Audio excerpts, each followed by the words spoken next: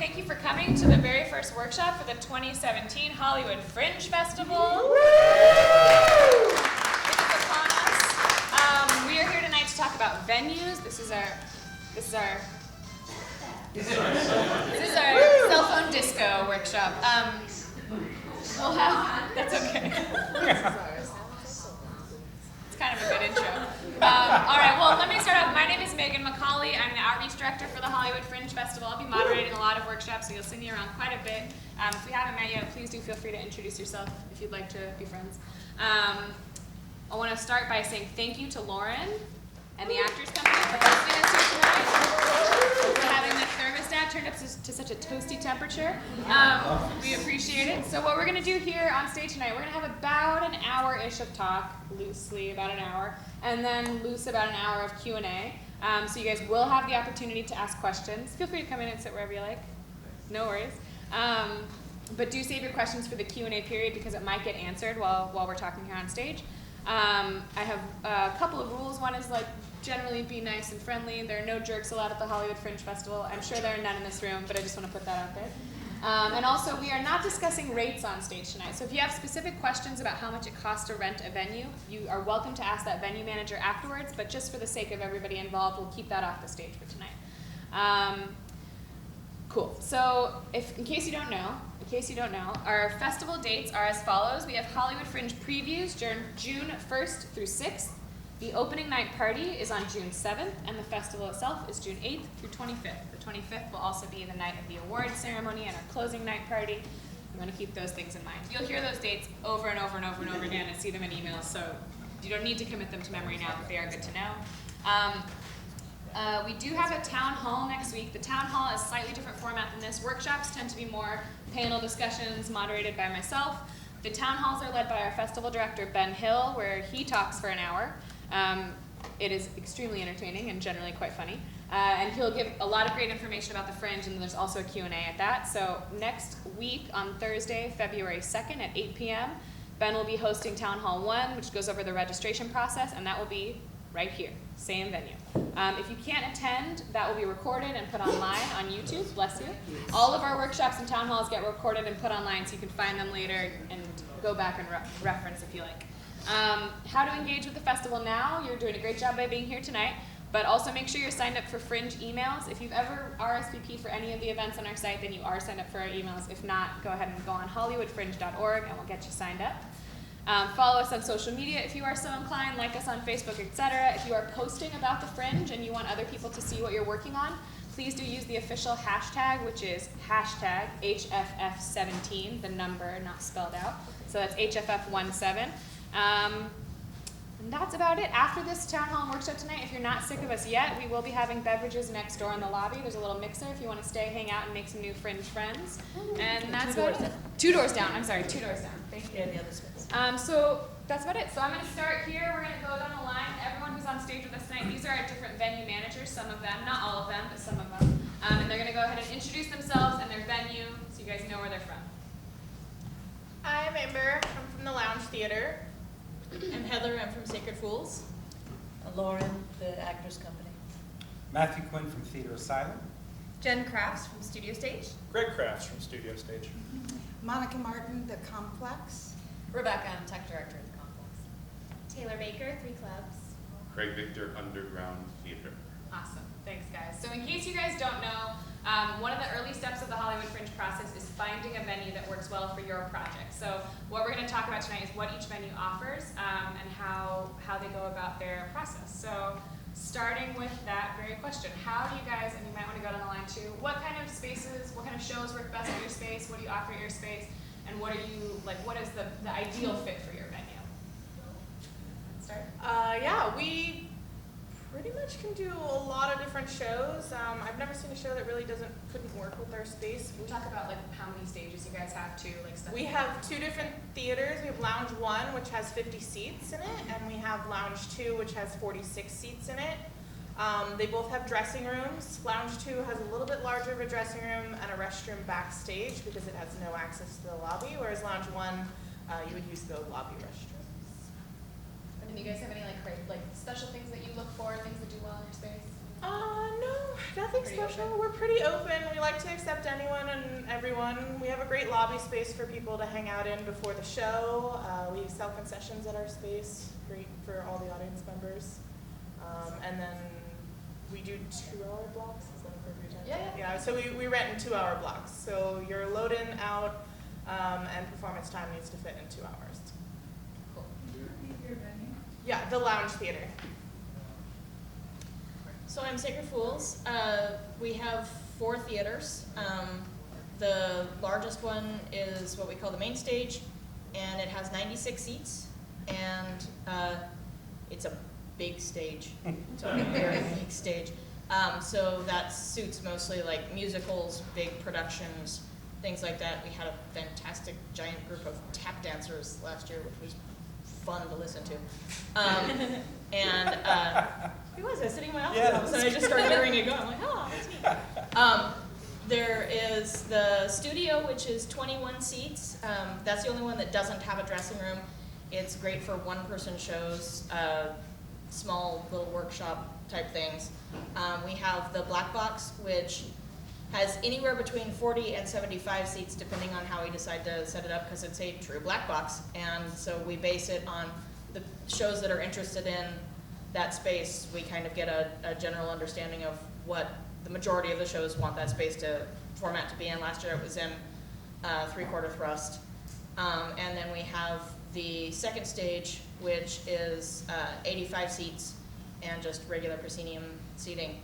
And we do anything from half-hour shows to 2-hour shows, and try and find a place that will, of our 4, that will fit you best. That's it. That's it? That's all I got. So we have 3 theaters here. This is our Let Live Theater. It's 80 seats, up to 80. We have 2 huge dressing rooms right behind us here. And we have a smaller theater next door, which is our little theater, 21 to 26 seats. Good for one-person shows in particular. The other space is the farthest one over where we're going to have the mixer, and that's a contemporary black box. Everything moves, so you can move it into Theater in the Round. theater in the round. That's it. Theater in the round. Universal sign. Yes. Theater in the round, thrust, proscenium, whatever you want to do with it. It's a very cool space, and that's 56 seats. If you bring in some chairs, you can make it more, but that's how many chairs we've got. If you do make it in the round, 70 seats fits in there pretty handily. And we can do musicals, we can do with both live band as well as tracks. If you have enough time to set up a live band, that is, but we've seen it done. And dramas, comedies, whatever it is, as long as it's fun. And we have the parking lot here outside. We do handle concessions as well. There's also a lot of street parking. There's a mall right behind us, so there's parking there as well. Get a lot of people that stay all night because they have parked their car and they don't want to move. Let's see, what else? A lot of restaurants in the area too. And I think that's kind of it for now. Cool. Matthew? I'm Matthew Quinn with Theater Asylum. This year, I'm currently booking 4 different venues throughout Hollywood. The first one, which may not apply to anyone in the room, is for out-of-town shows. It's the Asylum International House, which is at the Blank Theater. It's a 48-seat theater. The caveat with it, it's only being booked the last 2 weeks of June. And I will be opening it up to in-towners probably around March, April, depending on how our booking goes for international shows. The other spaces, Studio C is a perfect, so that's international shows. Studio C is solo shows. It's a 38-seat theater. It's right on Theater Row, right next to the complex. We also, last year we had a show that was 18 people with a full band, so can you believe it? And it was a great show. It was very immersive. It's a very intimate space. Out of the 20 shows that I booked there last year, 18 of them were solo shows. So it's a really nice solo community feel for those solo shows. The third space, which is new for me this year, is Stephanie Fury, which is on Melrose. It goes up to 45 seats. It's, again, very intimate space with a nice dressing room backstage. I would say that would be perfect for really any sort of ensemble, drama, comedy piece. I wouldn't necessarily recommend it for large musicals, but a small intimate musical or music in a can without having a full band would be great. And then the final space for now is the McCadden Theater, which is located in McCadden Place. That is a 50 to 60 seat house, beautiful double stage, double level story space. Again, a wide range of shows can fit there, from ensembles to musicals. And then also new for us this year, and I think Lawrin Space does it too, for any LGBTQ shows, the One City, One Pride, which is a crossover with the West Hollywood Fringe. We're eligible for that. So if you are an LGBTQ, you should check into that because there's some money there.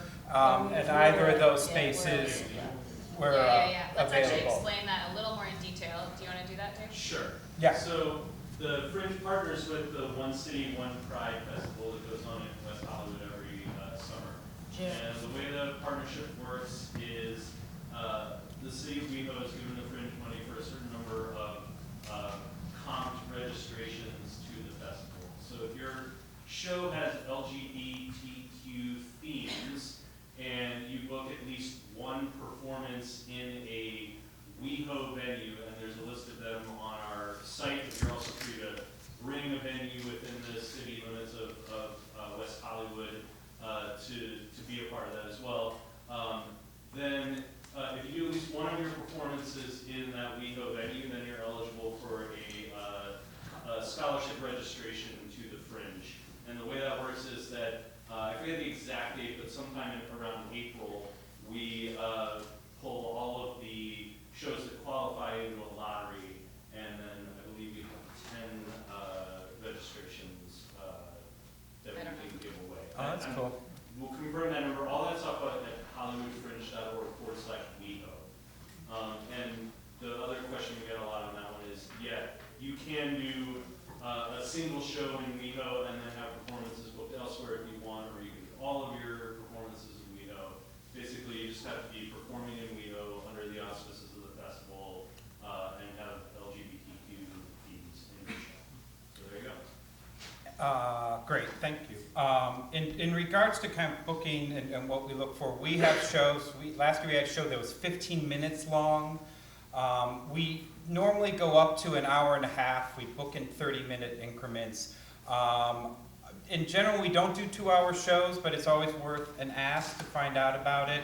And something I don't know if we're going into, but we tend to do a package system where people will book and get usually a package of 5 shows that we may be talking more about. Gives you a little discount, and 5 is kind of the average number of shows that people do for Fringe. And we're open for everything, so we'd love to hear from you. That's all. We're Jenn and Greg Crafts Studio Stage, and we are kind of new venue managers this year. But Studio Stage has been around for a long time. Some of the things to know about it is it's a very large stage. It's 25 by 30 feet, and it has a really unique 3-sided cyc wall. So that means that the wall comes down on each side like this. It's a lighting designer's dream. But we really could put any show there that you need.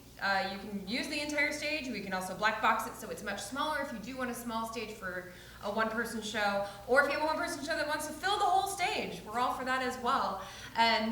We also have a 14-spot gated parking lot for artists in the back, which leads to a loading dock with, I think, a 20-foot. It's a 14-foot high. It's door. 14-foot ceilings in there, so it's 14-foot high elephant door to load in and load out. So it's really easy. Yeah, we're also 49 modular seats in our space, so it's not fixed seating. You can kind of configure it however you want within 15 minutes. The only thing I would suggest against, and we can also accommodate large cast shows here. Theater Unleashed, our our company that we're part of, because we for the last 7 years, we've sat where you guys sit. We have brought shows every Fringe, and our company is still bringing shows to Fringe this year too. But this is our first time as venue managers, so we know intimately everything that you're about to go through. Separate from our producing company. Yeah. But we've rented studio stage previously before we took it over, and put shows with casts of 17, 20 people in there. There are two decent-sized dressing rooms. There's a patron bathroom. There's a cast bathroom. We will have limited storage available, but we will have storage available. Yeah, it's a pretty big space in terms of storage. We also have a full kitchen as well, so which is a little bit unusual. But if you want your show to smell like cookies, you can make some cookies. We'll eat those cookies. It's cool. Yeah, we'll eat them for sure. But let me know when that show is. Yeah. There was a show at Fringe a couple years ago that they actually baked on stage. Yeah. It was like part of the thing. Yeah. So if you need to bake, we have a full kitchen. We also have a front art gallery space. That we call the studio. That we call the studio. It's not really a performance space, but if you did want to do some sort of art installation or visual thing, or if you have something interesting that you want it to be interactive and out in the studio, you could definitely do that in the front lobby area. But yeah, we're pretty much open to everything. And the really nice thing is because we are producers as well, we know the Fringe really, really well. One of the things we're going to be offering to anyone who rents with us is going to be just those kind of consultations as well. We love to market Fringe. We love it. And of course, your success is our success. So, we're going to really be pulling for all of our shows that are in the venue in terms of marketing and getting some ads out there and things like that as well. So you can pick our brains for the price of a cup of coffee. No joke. Yeah. Bake cookies in the kitchen. Exactly. I'm sorry? Studio Stage. And we're located on Western Avenue, just south of Melrose. Mm-hmm. And that's about it, I think. Yeah. Hi. I'm Monica. I run the complex on Santa Monica and Wilcox. We have 5 different venues. We have 2 55-seat theaters, proscenium stages, one with a built-in set, and the other is more of an open curtained area with a grand drape. We also have just another proscenium stage, 49 seats. Upstairs we have a black box, which is sweet, and it is 46 seats, can be 49. And then we have the Shepherd Studio, which is 25, can be 30. It's for smaller, I would say, one-person shows, two-handers, not too complicated. It's very fringy, but it is perfectly operable. What else? Booking. Booking, I will book anything within reason. I will do musicals. I've got a space that would be great for live bands and musicals, anything loud. Then I have a space more for the cabaret, a space built-in set, as I said. And so we have a lot of different choices for what you do. I also don't limit your time. Basically, whatever time you want or whatever your budget fits, you can have. And we'll sit down and talk about that and work out your schedule. I just wanted Becca to give you a little idea of what we have as far as technical amenities. Hello, I'm Rebecca. So technical-wise, all 5 of our stages, including the studio, all have projection capabilities. They all have theatrical lighting. They all have LEDs. So they all have LEDs. They all have sound systems. So 2 of the proscenium stages have an upstairs and downstairs dressing room in the back. All 3 proscenium stages have their own restroom in the back. The flight studio has the biggest, widest playing space. The Shepherd Studio is perfect for solo shows or quiet, intimate pieces and that sort of thing. I remember saying. No, I think we covered it. Yeah. More specifics and stuff on the technical and the logistics, like if you have a kind of a special effect or a projection or something and you're wondering if we can get that across, just talk to me about it and we can figure out the logistics of anything technical you need. Hello, I'm Taylor again with 3 Clubs. 3 Clubs is on Vine and Santa Monica, just around the corner from Fringe Central, so it's nice and convenient. A unique feature to Three Clubs is that it is a bar, so your audience and yourself can enjoy that. There's a bar out front, and then the stage space is through these great like plush doors you walk through. It's very loungy, cabaret, intimate style. It seats about 61, and we have the capability to have a full band, which would put you back at about 50 seats. There is a piano already there. There is a dressing room with full stage lighting and a bathroom. We accommodate a myriad of shows. I myself have been in musicals with 15 cast members where you're all crammed back in either the kitchen area or the backstage area. A lot of cabaret, vaudeville type shows, short plays. We're really open to anything. Three Clubs is really transitioning to more of a dinner theater type space. So there are tables, and Chef Viviana is on the back patio area all the time. She's there until the bar closes at 2 a.m. making a delicious assortment of foods. So not only can you drink, but you can also eat. There's also a fabulous taco truck. I was going to say the taco truck. It's like our favorite place. It's the best. I'm a big So fan of the good. taco truck, but Viviana is the best. She's been real good to me, so I gotta plug Viviana. But the tacos poppers that are delicious, the jalapeno poppers, or fritters. everything is good. Everything. So later night shows, you get a lot of late night shows because, drinking. What is a late night show, like a start time for a late night show? If I don't know, like, does that mean 8, 9, midnight? Like 11. 1? We have shows, I've been in shows there that start at 11:30, so everything really. We are doing primarily for Fringe 6-show runs. Since the theater is a little smaller seat-wise, we're gonna do a 6-show package, and the tech person and a ticket door person is included in whatever the price will be. So you kind of get one-stop shop there, no fumbling with cash trying to pay your tech person as you're trying to wrap up your show. So that's a lot of things. Nice. I'm Craig from the Underground. We have no taco truck. So. But we used to be the most Western venue, I think, until you guys became. Now there's I think the fountain is. Yeah, we're right on Fountain. Fountain's got to be there. But we have been in existence for about 15 years or so, so we're a very well-known area. People who know theater, they know where the Underground is and all that. We have 2 spaces that are performance spaces. One is called the Uptown, and it is it's about 47 seats, but we can add rows and bring it up to about 55, maybe 60 if need be. 25 feet about square. There's a twin space next to it downtown, which is more like a classroom space or a lecture space.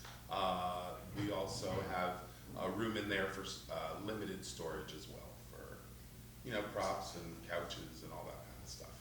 I believe we book primarily in 2-hour slots as well, but we're kind of a ma and pa over there, so we like to work with you guys and try to make sure that, it's beneficial for you and us, and so there's always a wiggle room for negotiation, I guess.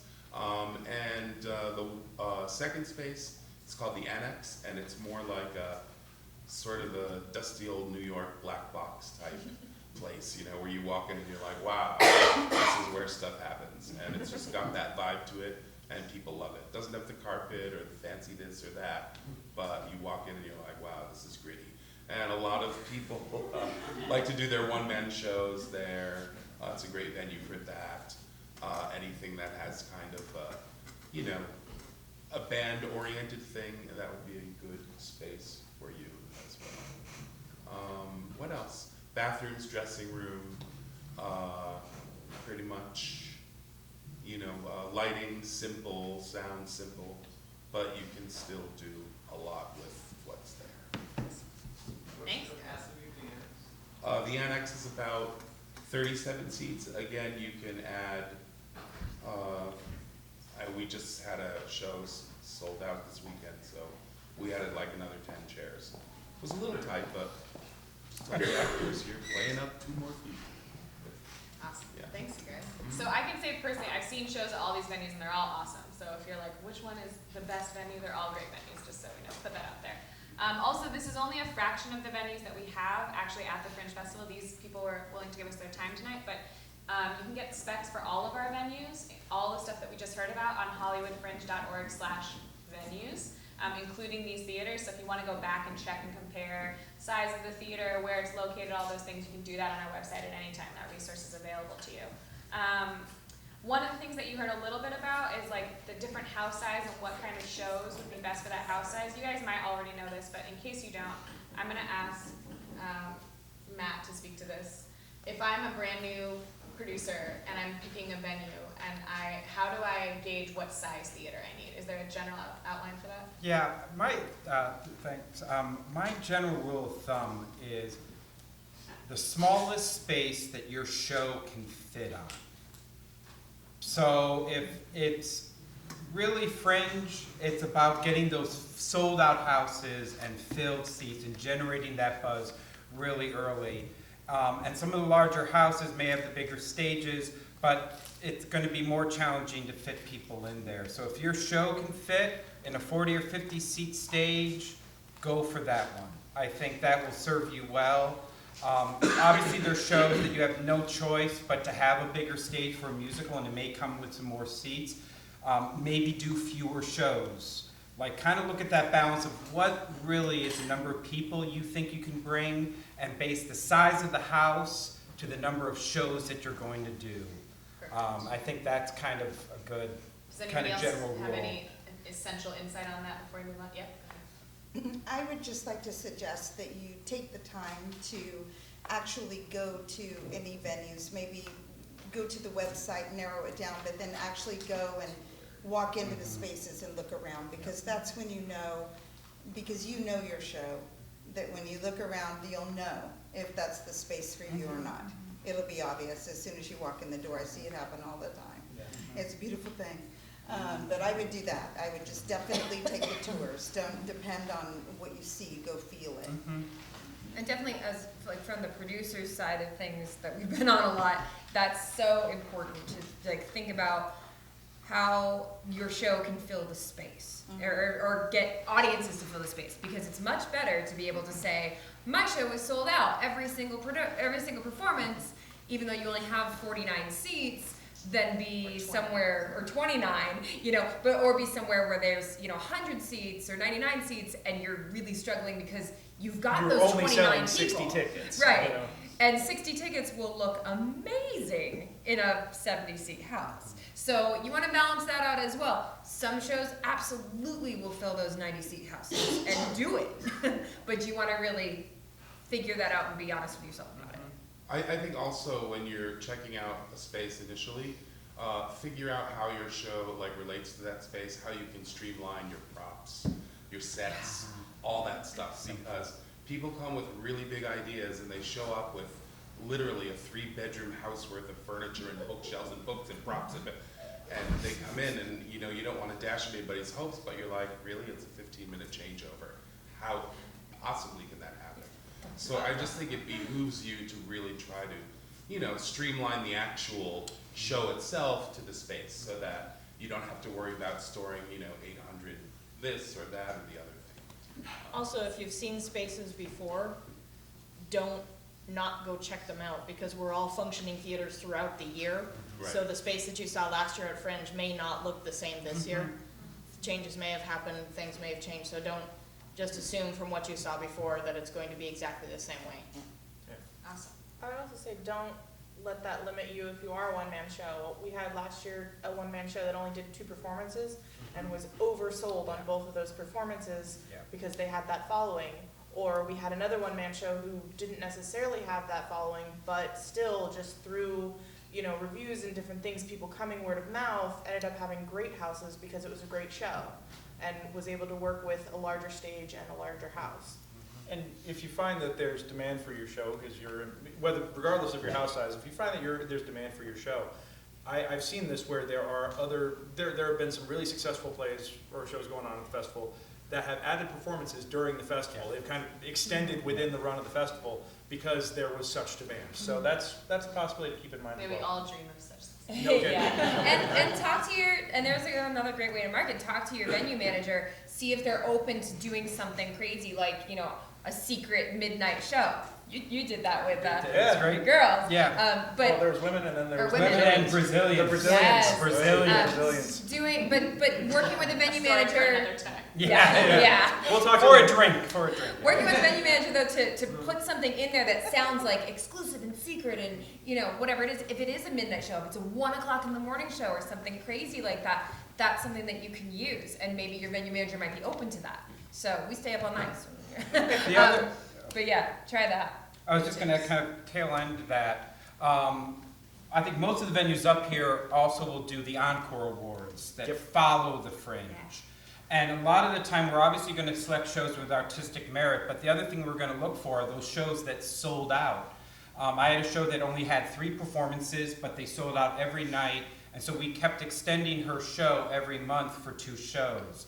So again, it's... Let me pause you there. I'm gonna get to Encore's story. Okay, great. No, I just Did you interpret the have one number. more thing about Yeah, how yeah, to choose that's your fine. venue size? Yeah, I was just gonna say, Fringe is really fun and all these venues are really unique. So I would say, as an artist, don't underestimate the power of imagination in the sense that you may not have a stage left and a stage right, and like you're gonna have to get creative with your use of the space, but that's part of the fun. And all these venues offer unique features to go toward that. So don't be closed-minded about what you want in like a traditional space going in, because they're mostly not traditional. So Awesome.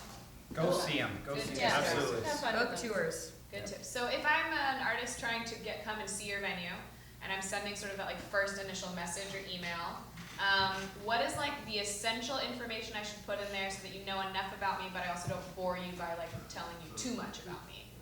I have a tendency to write long emails. Being the imaginary artist in this scenario. Can you guys, you don't all have to, but maybe speak to a little bit of what are sort of the essentials that you want? Do you want to start, Lawrin? In the essentials that you want to know? Just request a tour. I mean, that's all, you know, Okay. we'll talk. I don't need it all in email. Okay. Go for it. We tend to, since we do have 4 spaces on site, want to know if there's one in particular, what type of thing are you looking for so we can start steering you towards the right thing. We have a packet that we send out as soon as if someone just says, I'd like an information packet, that's the best thing.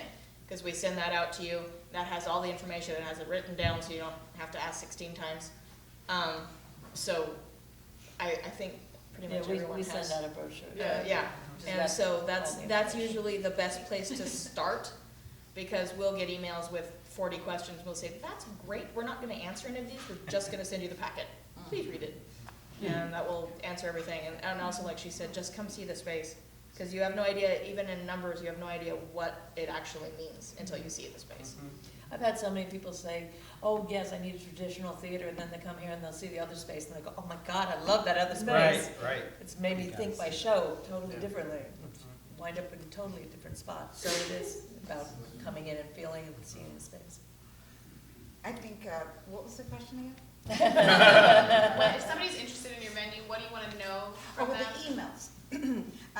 I love being, I like it to be applied to. I love getting the applications, because if you do carry through and decide to book with us, then it's a useful tool later on when we're working with getting your show in the system.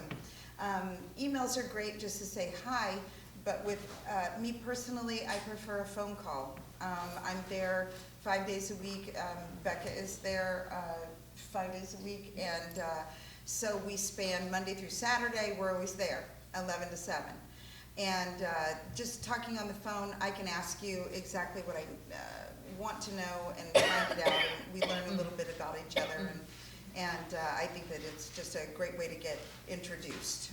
And I find that when it's busy like this, I don't get to my emails till around 4 o'clock.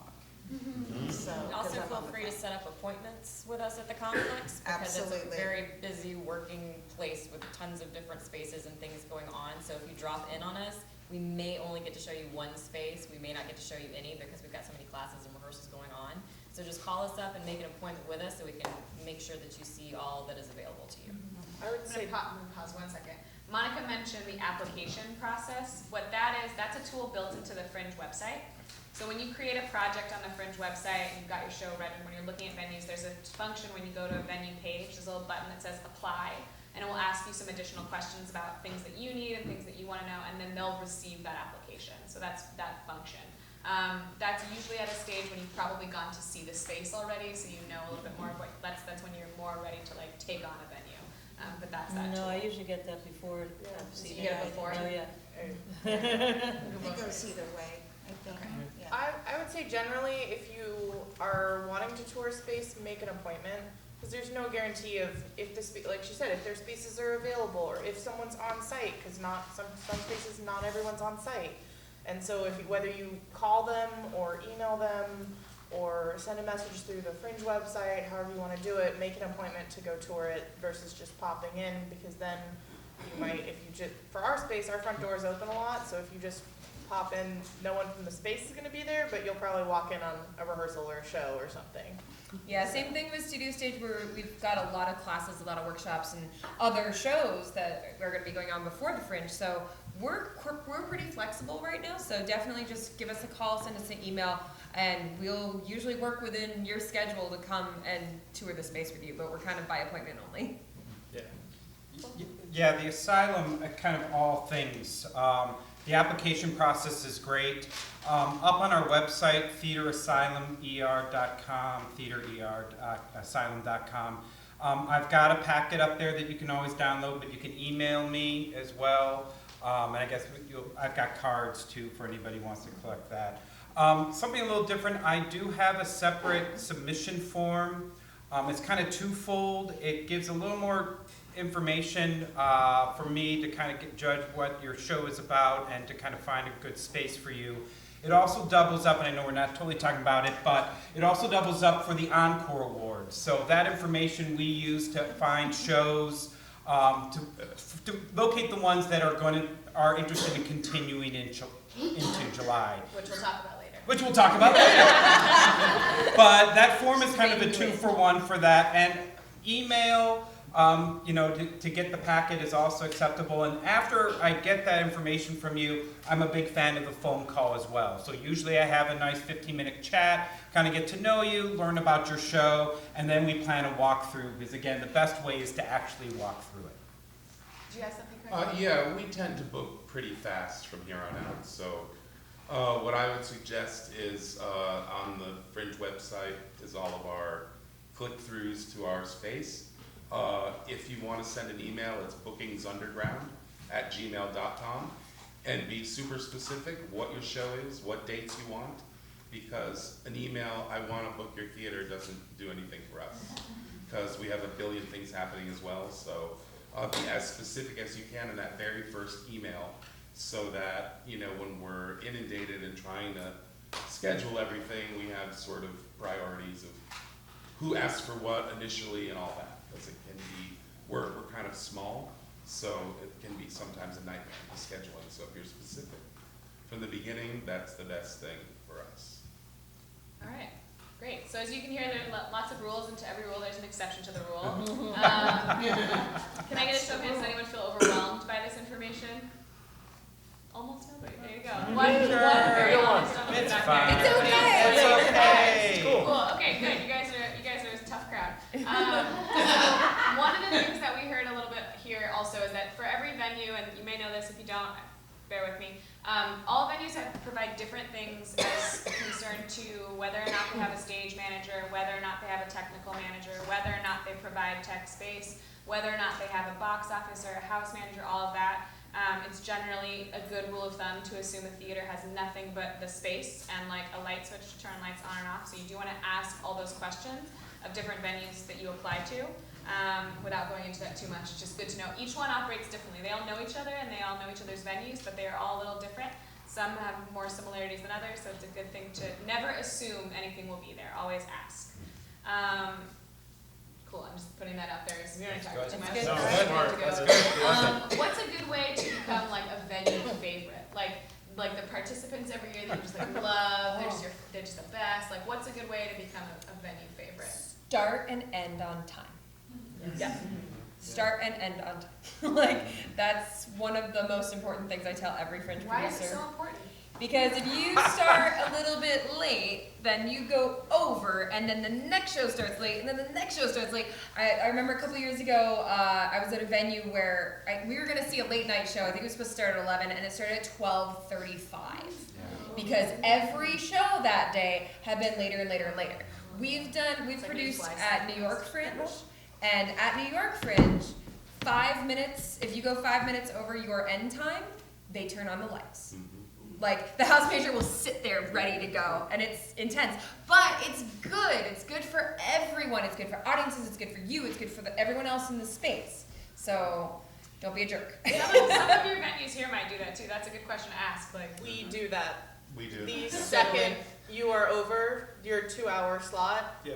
we come in, turn on the lights, we tell your audience, sorry so much, the time slot is up, please exit. And they've done it. This show Not is to us, over. but they've done it. You know, Except if I'm running your tech, which I run a lot of the techs over there, if you hear the Canadian geese fly over, that's your 2-minute warning. So once you hear the geese fly over, that's awesome. wrap it up. Wrap it up. I would also say, if you have perspective from if you've ever produced or performed, and you have perspective on things that you did that worked well in your venue, this might be a time to share that. Yeah, I can speak to that real quick. First off, in addition to starting and ending on time, respect the other shows around you. Respect their load in and load out as well. Yeah. Okay. Just because it looks like they're out, if it's still there 15 minutes, don't go barging in. Because we had a show a couple of years ago at the Asylum where I was up on a lighting ladder changing the gels back, which was a special favor that was afforded to us because we knew what we were doing. When somebody came through a door that the ladder was by and nearly took me out, and they didn't realize that because they were hauling a couch in because it was the next show. They didn't know anybody was still in there, and they had just seen what looked like everybody else from my show leave, but it was still our time. So, you know, Literal life or death situation. Literal life or death situation. So, you know, so respect other people's 15 minutes because it's high stress, guys. I mean, that is like, the turnaround is like the most stressful part of this whole process. So respect that. Also, when you come in for your tech, come in, have a good idea for what you want for your lights. And then for your sound, come in with it already on one form of media. Okay, come in with it preferably on a flash drive, or if you have your own instance of QLab or something. Pause you guys there. Actually, this is really good advice. The advice is to have all your sound on one device. I don't want to talk about it too much. That's we'll fine. have a tech workshop later on in the series when we get closer to the We'll let Fringe. Corwin and Brandon tell you We go about into that in Yeah. depth, like how to be best prepared for your tech. So just keep that there. But Yes. any of the other venues have I've got some one. thought on that. Go ahead, Mom. Don't send emails where what you want is in the subject line. Over and over again. Different questions, 10 a day. Don't do that. Please, just don't Sorry, do that. Monica. Yeah. Sorry. Yeah. That's all. Just, I think a really good thing to keep in mind is that, and I say this every year, is that there's one of us and there's hundreds of you. And just keep that in mind with whatever venue you go to and the person running it, that there's many people wanting the same things, needing the same things, and there's just usually one of them. If they're lucky, they have an awesome tech director that helps them with all of that. But if not, it's just one person. So just be patient, you know, that kind of thing. Yeah, and kind of on to that, when you're making requests, keep in mind, like many of our venues will have 20 shows there. And so that one request you think of, can I leave this box here? Remember that if everyone in the space were to ask that, and we try to be fair to everyone. And they will. Is that you need to realize that if everyone were to do what you were asking, how annoying would that be?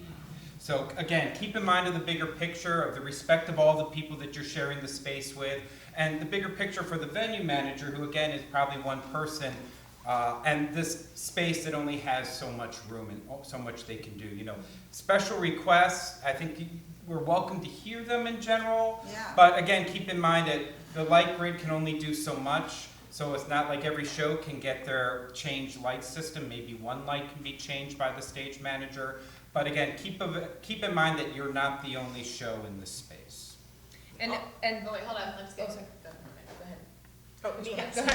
I would say, you know, it's a community it's Fringe, it's community, it's respect everyone, respect the next people in, respect the previous people in. You know, a lot of people do ticket swaps to get, you know, attendance up. So you go to the other shows in your space and you say, hey, come see my show, I'll come see your show, it's great. We love return Fringers. It's, as long as you're nice people, we'll come back and we'll love you, and you know, stick and follow the general guidelines and rules and stay on time. Also, be communicative. If you get an email from your venue saying, hey, we need an answer to this question, it's possibly because they're trying to do something really nice for you and need an answer so that they can arrange everything else. Also, if you have a question, be aware of the fact, as Monica was saying, don't do 10 separate emails with 10 separate things. Try and put it in one place so that we can answer all the questions at one time. It will help tremendously. Make sure that all of your questions get answered and nothing gets lost in the shuffle. Because we really are here to help you guys put on your show. We promise we're not trying to thwart you or anything. I also say, be honest. If there's something in your show, don't keep it a secret. Like, I use blood all over the place. Let the venue know, because some of us don't mind. If it's, you know, we have a big food fight at some point. I mean, let us know that so we can have the option of whether or not it's the right venue for you. And if it is, then we can talk to you about how we're going to clean it up and make it all work. Because we want to make your shows work, so don't keep something a secret until you get here, because that's going to be disastrous. Just bring up for a good everybody. point that for these venue managers, there's the chance of you having an element of your show they haven't dealt with before is relatively unlikely. So they probably have great solutions for how to make those like messy or crazy things happen in a way that you can still turn over into the next show. That's a great point. And then hold on one second. Did you guys have something? Yeah, I just want to say, make sure, for some reason, we have this issue where people don't book their tech. They just show up for the 2 hours on somebody else's tech or something else going on. So make sure that you're clear in booking all your hours and what you need. Because we also do some reduced rehearsal rates if you book with us for this and that. So, you know, if you need to rehearse or whatever, don't just show up assuming that, oh, the theater's here, so we're here to rehearse, or 2 hours early to load in. You know, yeah, be communicative, because that really puts people in the spot. Last year we had people showing up with set pieces, and I'm like, where are you putting that? In there, and I'm like, that's not happening. Yeah, that goes back to don't assume anything. There's Yeah. gonna be space to store things. Yeah, and again, that changeover bit, like, we don't really have a big like lobby space for everybody to hang out when shows are ending and all that, so if you're like outside and those kind of things, don't be chomping at the bit to rush in that door. Make sure everybody's like clear and Nobody's on the Breaks ladder. on the ladder. Yeah, exactly. And if you again, I are- think that paring down, you know, really streamlining your show will help a lot of that. Also, the audiences, they go to all these Fringe shows, so they don't expect a huge set. And when you do have a huge set, they kind of go, wow, how did they get such a huge set in a Fringe show? So, you know, having it simple is kind of what everybody's used to seeing, too. So you don't feel like, wow, it's too simple. This is much more about the work. Right. In terms of communication and kind of like where you guys are at now, we all know each other and we talk to each other a lot, so we're aware of people kind of looking at different venues. Let us know while you're booking that you are talking to other venues. Don't get in a position where you've like got a contract in your hand and then you've decided that you're going to go with another venue. Yeah. Really be upfront with us. There are plenty of shows. We're going to all be great this year. You're not going to hurt our feelings. You're not going to hurt our feelings, but what isn't good, and we'll talk about it, is a show that hasn't let everybody know that they're talking to other venues. We expect that. So let us know, communicate with us, we understand. And if you have finally made a decision, let us know that you're no longer interested before we get to that point that we've actually written you a contract. Yeah, don't just ghost on us. Yeah, don't ghost. Because we'll see you at Central.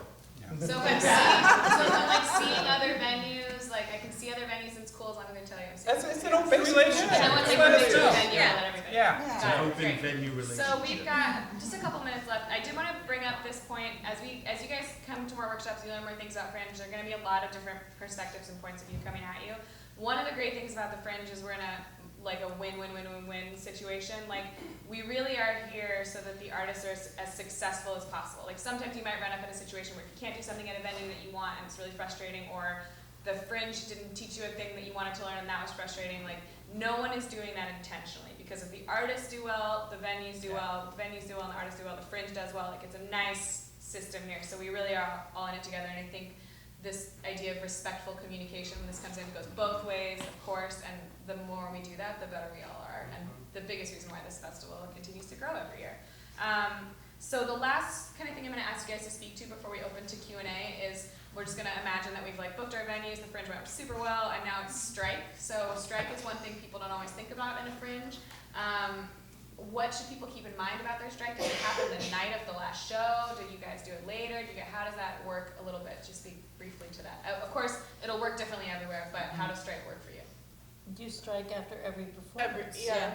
If you didn't have storage space during the run, you don't have storage space after your last show either, so. Yeah. You don't have to strike the lights. Yeah. At our space, we have limited prop storage. You get half a shelf, and not every show gets it. It's really on a needs base, and so if you have stuff left in that prop cabinet the day after Fringe ends on the 26th of June, it all gets put in the trash. So for us, if you have storage, which most people don't, it's the night of your last show, in that 15-minute loadout time or whatever loadout time you have, it's taking everything with you, otherwise it will be tossed. Yeah. Also, be aware that most of us have a limited, this sounds odd, but a limited amount of trash storage. So if we have, if we have 15 shows that are all striking in one day, our dumpster gets full very, very quick, and ordering a new one is not necessarily feasible. So there is a possibility we will say to you, that's great, please don't trash it here, take it home and trash it at your place. That's not to be rude, it's just simply because we don't have anywhere to put it. So be aware of the fact that you don't think to yourself, oh, once I'm done, I can just throw it away there. I'll be honest with you guys, just having produced for years, we've never been in a situation where we've had to strike a show because we've made sure that our stuff is compact and we load it in and load it out every performance, you know? It is possible to have your show be in a certain amount of stuff, or in a certain amount of containers that you load in and load out every show, and that honestly should be your goal. And some venues may have stock furniture pieces or flats or things like that that you can use. We're going to endeavor to have that at our space. So if you have the need for a large couch, you know, see if the venue has that, or in a way that's usable. You know, but then everything else, try to keep it small, keep it light, and bring it in and out with you every time. So this way you don't risk forgetting either. And use your actors too. Last year we were at the Lounge actually, and we did 4 mini musicals, and we had whole costume changes and all new props and everything for every musical. We did 4 of them. We had 11 people in the cast. I was the stage manager. I just got big blue IKEA bags, put the name of each actor, and gave it to them and said, this is your bag full of your stuff. If your stuff is not in this bag, too bad, you're going on naked. They never lost anything. So do that as well. Make sure that they are in charge of taking things in and out of the venue, and then you don't have to worry about it. Yeah, it's just about being organized. Also, if you... One second, let me, because I had... No, I think. Okay, you're good, go ahead. Oh, if you trust your actors, carrying that many bags in one car around and loading it in and out, and what if you're late? Have your actors bring their own stuff. Yep. You're in charge of the set pieces already, you know, if you are bringing in any or bringing out any. So have your actors bring their own stuff, you know, divide props up between a couple people. That's about it. Yeah, we're pretty much an immediate strike, you know. Yeah. If it's an extenuating circumstance, you know, maybe we can wait till Monday to pick something up, but generally, Yeah. because we already, you know, we're already booking for summer shows Yeah, and all business that by goes that on. point. Yeah. Yep. Well, I kind of look at Fringe like camping. Yes. You know, just leave it better than you found it. So that means if you bring in a stove, don't leave it in our alley for us to put in the dumpster. Please don't decide to kindly donate broken stoves and broken washers It was and thoughtful, broken fridges not needed. as a prop that we use later. I think that if you bring it in, you should be prepared to bring it out. For our part, we're blessed with a little bit of extra storage. We can have some things there. We do have various set pieces that we allow Fringers to use because it just keeps from having to move things in and out and helps you on your budget. But I would definitely just plan on that, and also encouraging your actors to, instead of hauling a bunch of stuff around, show up in costume and makeup ready to go. Yep. Yes. You're not going to find that you're going to be able to dress in 15 minutes. It's not good to use the very limited bathroom space in any venue for your actors to just put on their makeup, unless it's something really intense. And then in our case, we have rooms upstairs, 5 rehearsal spaces that you can rent for very inexpensively prior to your show, and use that as your green room, and to like kind of get yourselves together before you hit it. And if you have some sort of amazing costume and makeup and they have to come in it, use it as marketing. Yeah, hand Wear out, that tell them to bandage come central. early and hand out postcards on the street. And to your point about the bathrooms, I'm not trying to be a comedian, but I would keep a couple of rolls of TP and a roll of paper towel in your little kit or whatever you bring, because I know in our space, it goes and I'm like, I just bought it, what happened? And it's the middle of the changeover and I got people coming, oh, I got no paper Guys towel. really like camping. Yeah. Make sure you have that. It's like camping. Because it'll get a lot of tension away, because you'll be pissed at me that I don't have paper towel, and I'm like, so, Awesome. yeah. So I'm gonna make a couple more general statements. While I do that, I'm gonna ask you guys one, I'm gonna go down the line and have you say your favorite thing about Fringe in 3 words or less. So think about that while I do this. What I was gonna say is that one good thing to keep in mind that I'm just reminded of is that the Fringe itself, scope-wise, has around 300 shows, give or take, in a festival at about 20 to 30 venues. So it's busy. So it is a good idea to think about those things, like running to use the bathroom isn't always as quick as it might be on another night, or getting your makeup on, or there's less space than you think you might have. So those are good things to keep in mind. Parking is another huge thing. Yeah, I mean, it goes without saying that any night in Hollywood, parking is a major challenge. It is, so 300 shows, so it's about 300 times more challenging during the Fringe. It's certainly done and possible, but it's a good thing to plan out. More time than you think you need, and simpler than you think it has to be are good rules to go by. Although again, there are exceptions to every rule, and we've seen extremely complex things happen, and happen beautifully at the Pay Fringe. attention to street signs. Yes. Oh, big. I've gotten towed during Fringe. It sucks. So I'm gonna start at the end of the line. Your favorite thing about Fringe in 3 words or less? Just the creativity. It's a really great environment to Fails the be 3 in. words. Yeah. Art is everywhere. Seeing your smiles. Oh, that was good, Rebecca. I love seeing your smiles. That's 3 words.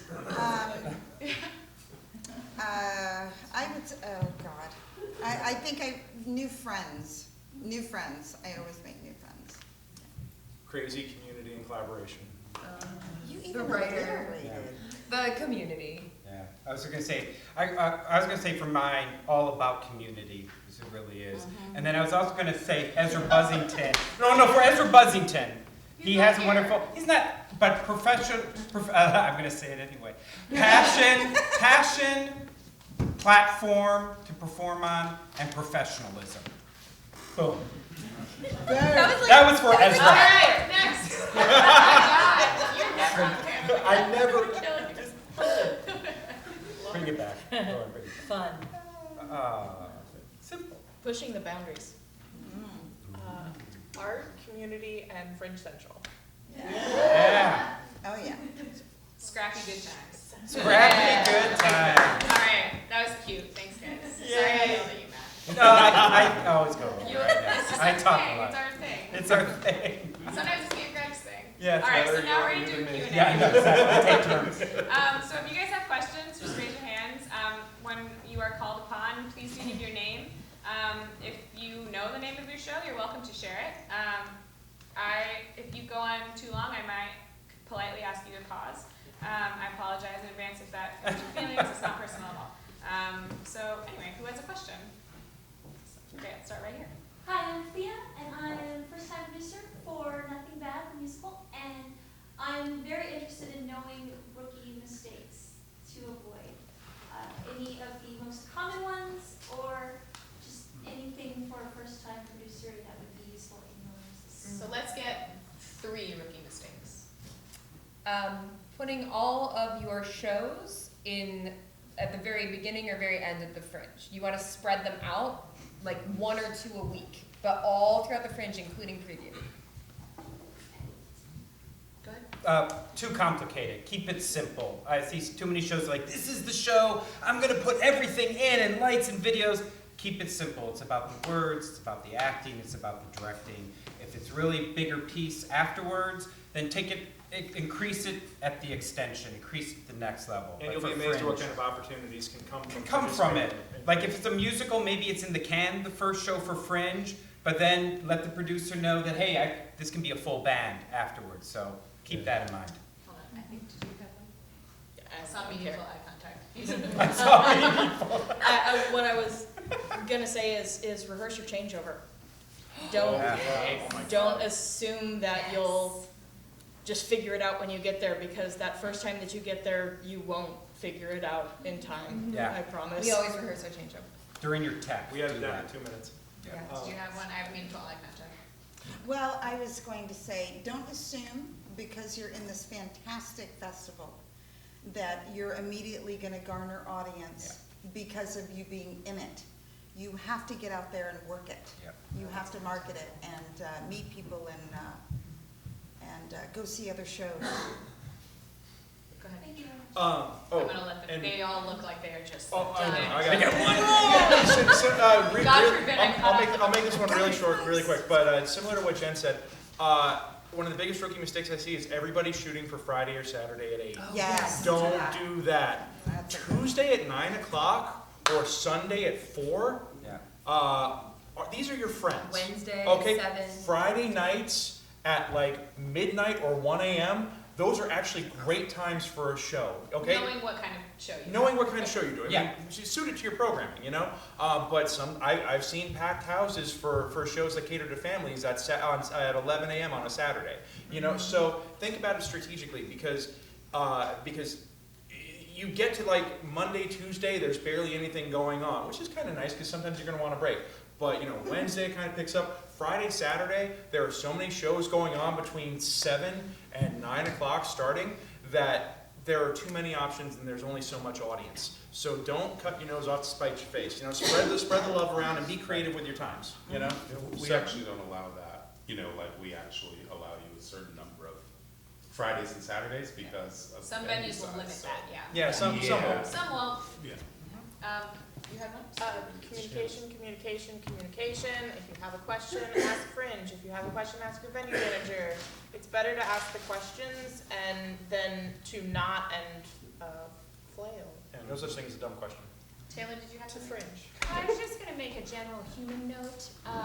This is a community and we all are here to lift each other up and support each other, so be careful what you say outside of shows. Like, obviously people have opinions, but I've heard people openly really tear people apart, and it just, like, we're here to lift people up. Like, be supportive of other people and, like, think about what you're saying in That's a public. good tip. Yeah. In human life in general. Also, Yeah, just be a good person. Go on. Yep. I did want to. I remember what it was. If you have questions like this, where you're like, but for my show, should it be like this? We have a lot of resources at the Fringe to set you up to get information about that. So we'll have a lot more workshops. We'll have mixers. You can ask anyone who's been on a panel. You can ask me or anyone who works for the Fringe. You can also email support@hollywoodfringe.org. I can't believe it has taken me an hour to say that out loud. And Dave didn't say anything the whole time. Support@hollywoodfringe.org is your go-to for any question you have. Any question you have about the Fringe, we will answer it. We've got like close to a 24-hour turnaround time on that. So don't think like, oh, but if I send Dave not Dave. Sometimes I'll get Facebook messages from people because they think that's a faster way to get in touch with me. It's not. Email support. It's a really, really good way to get information. Email support, and we will, if we don't know the answer or if it's something your venue would be better at handling, we'll help you out with that. Like, we're here to do that. So I'm going to move on to the next question. Show of hands. Cool. Right back here. Hi, Ashley Marquand. Shows Tightish Sharp Drawing Kiss. Sharks Beer Production. It's amazing. I was wondering, how do you pick shows? How do you pick the dates for your shows? Is that at the theater's discretion? Do you submit your request for show dates and then they approve? Or how do you navigate that? Because there could be 20 shows all vying for one spot on the same night. all different. Yeah, well, that's the answer. The answer is yes. The answer is it's all different. Yes. So if you have Yeah, a you specific put in question your- for a venue, I might say ask them after, like how do you specifically do it? Most, it's a negotiation between both things. Yeah. You can state preference, but they'll tell you yes or no. Some will give you a preset package. It's different at every venue. But book early, Yeah. Yeah, Book early. book early. because they fill. And So- understand that there's, like, per space, there's anywhere from 20 to 30 shows. So don't expect to get Friday night at 8 throughout the entire run. Oftentimes, you'll have a matinee, you'll have a midnight, you'll have an assortment which is good. You don't have to be 8 o'clock. The prime times are You don't want Saturday. that. We spoke about No, that. Yeah. not Yeah, yet. you don't want Yeah, a lot of times the package thing is relatively new in the last few years, that a lot of venues do, not all, but a lot, where they'll give you like an assortment of matinees, weeknights, prime weekend spots, and can negotiate it that way. Thank you. Cool. Show of hands. All right, go over on this side of the room now. So here in the front. Hi, I'm Jenny Pond. My solo show is Under the Jello Mold. And my question is, what specific to venues, what type of marketing collaboration do you get with shows? Is there signage? Is there announcements? Is there advertisement? What kind of marketing do you offer? So that's also different at every venue. But do you want to speak briefly about that? Whoever wants For our part, we do Facebook, we put it on our website, we have signage outside, but as always, I think the best marketing and publicity is that you do yourself. And also, just spreading the love at all of the venues, because we all welcome your postcards. We all welcome, sometimes posters, sometimes not, it depends on how much room people have, but postcards definitely are welcome everywhere, and all the venues are getting so much foot traffic that, that's a good thing. And I really think you should take a handful of guides and take it to your favorite place in your neighborhood and talk to people about the Fringe Festival. Yep. Spread the word for everyone. Spread it out for everyone. And all that'll do is make it better for everyone. And if everyone did that and got 10 people from your neighborhood to come that never heard of the Fringe Festival, oh my goodness, you'd be selling out every night. And there's something for everybody. Yes. We're going to be doing a couple things with Studio Stage. Like I said, because we're producers as well, so we're going to be helping with marketing and helping with tips. Studio Stage is also going to have a podcast. Yep. Yes. I'm watching next And month. we're going to have a vlog so we're going to be filming some stuff. We're going to invite all of our tenants to come and talk about their show and be on our podcast and things like that. So we're all over Twitter and Facebook and everything. We'll have a banner. We're gonna buy a group ad too. Yeah, so there's we'll have gonna a be group stuff. ad in the Fringe Guide. So we're all about marketing. Anything different than that? Yeah, I was going to add, I've been producing theater for about 25 years, and so I'm also way into the marketing. So with the Asylum, we had last year 63 shows, and we really try to utilize all the shows there. So I have a 12-page guide that I send out to everyone to really utilize everyone's audience. Like, it helps, all of us need to push each other's shows. Yeah. Yep. It's about going out and networking. It's about going to the Wednesday night after office hours that I'm not going to talk about yet, because that we'll probably talk about later. So it is about that, about working those. Yeah, again, I did Well trained. stop myself. And really try to take advantage of that, and work all the venues, talk to all of us. We all want all the shows to do well. Yep. Absolutely. Cool. For us, we do a party pre-opening of the Fringe, and we also do a blast to our email list, which is 20,000 strong. And we also have room for posters right when you come in. We handle box office, point of sale box office, and what a benefit is someone says, what else is good? We have your poster right behind us, and we go, well, I think that show is gonna be one that you're gonna like. And they'll usually take our advice. For some reason, they trust us. So that kind of stuff, and then just the encouragement of the community. Yeah. We also have a meeting with everybody that does a show with us, and we have some very sharp marketers that have come back year after year and are very generous with their knowledge, and so that We'll helps. do, with the Fringe itself, we have a couple of workshops and town halls that talk about marketing where you'll get a lot of tips there. and it is good to talk to each venue definitely about what they do, because they're all doing stuff. So Mailing list, all that. everybody's got something going on here. Can I plug one thing in? I want to got a lot of Yeah, go questions, for so it. I'm holding it. I'll find another place I'll to grab put it. it Go in. hold it. Hold it. Yeah. I did the office hours thing that Matt just mentioned. Starting at the end of March, we do a mixer every Wednesday night at a different bar in Hollywood. We'll send those out on our email list. Those are a great opportunity to get drunk in the middle of the week, and also to. It's awesome. I'm kidding. I mean, I'm a little serious, but it's a nice opportunity to meet a lot of people who are going to be at the Fringe before the Fringe has started. The Fringe is big, like when it starts that opening night, and even like for us, we've been working on it for years and years and years. It's big for us. Like we feel overwhelmed on opening night. So going to those and coming to workshops and things like this are a great way to have like 5 great pre-festival buds who, like, when you see them at the party, you can be like, Tom, hello, it's great to see you again. Like you build your network early. So that's what he was referring to, and those will all come out. Yep. That info will come out later. Show of hands for questions. The gentleman here. Yeah. Tommy Stadler, producing the Tempest. I know this might be on the technical side question, but we're talking a lot tonight about changeovers and things like that. If we're talking from a lighting standpoint, are most houses tend to be general washes, specials, things like that? Obviously, if we've got to get in and out, just a show that we got going is very bare minimum stage, so there might be lighting effects, but obviously, if we've got to make room for other people, we got to figure that out. Plan on rep plots. Rep plots. Rep Yeah. plot. Yeah. Sometimes a venue will give you a special. And not every venue's got LEDs, but some of us, like, we're getting an ETC Nomad, which is a laptop-based lighting system. So we can actually hook you up with a copy of the software so you can program your show in advance. We'll give you our setup, and then you can walk in, load it up onto our laptop, and boom, there you go. So assume rep, but ask if you. Rep plots, well, and most rep plots, they'll think of people who need gels or who need, you know, specials. So, you know, for our venue, we make sure we have some reds, we have some blues, we have some ambers, we have a couple that can be used as specials, but I wouldn't come into, you know, any venue and say, well, my special has to be exactly in this place. You know, keep in mind that the special at each venue is going to be in a different place. And you can't control that, so be open to, maybe if you just change your blocking ever so slightly, you can get into the special of the light. yeah, exactly. I think I think we got the flexibility is key. But definitely talk to people though.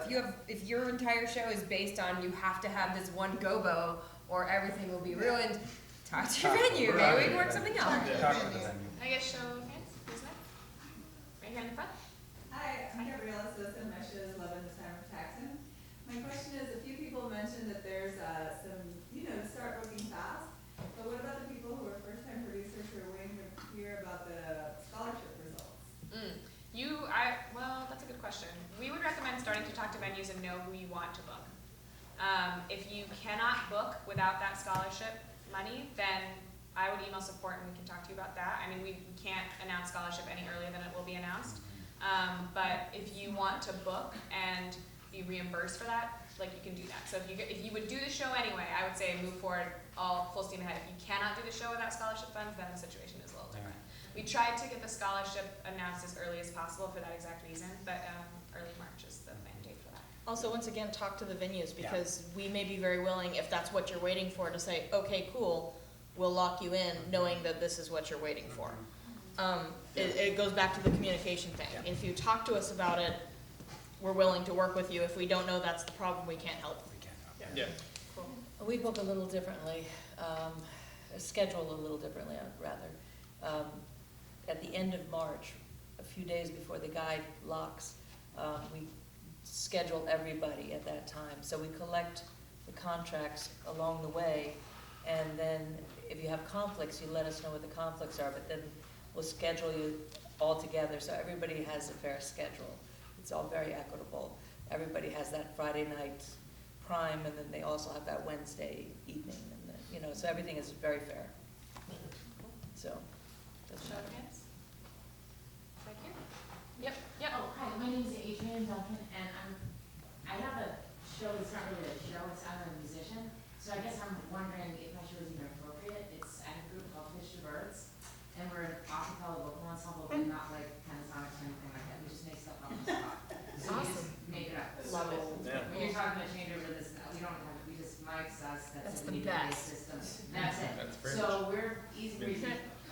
half an hour, we do 2 hours, it really doesn't matter. So I'm wondering, A, and I hope this will apply to other people with alternative shows, does this sound appropriate? Yes. Yes. Definitely. Cleanser, what would be best, and because normally we perform at jazz clubs, we're all jazz musicians. So what do y'all think? Free clubs. Yeah. Oh, perfect. It feels just like a jazz club in there. Yeah. And double check with mics because, you know, the venue may be able to let you leave the cables there and you bring the mics in to ease with a crossover.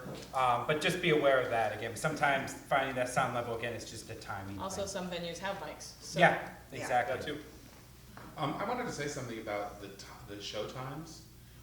It's been my experience going on 4 years now as a venue manager that the shows that are about an hour are the most successful. Yes.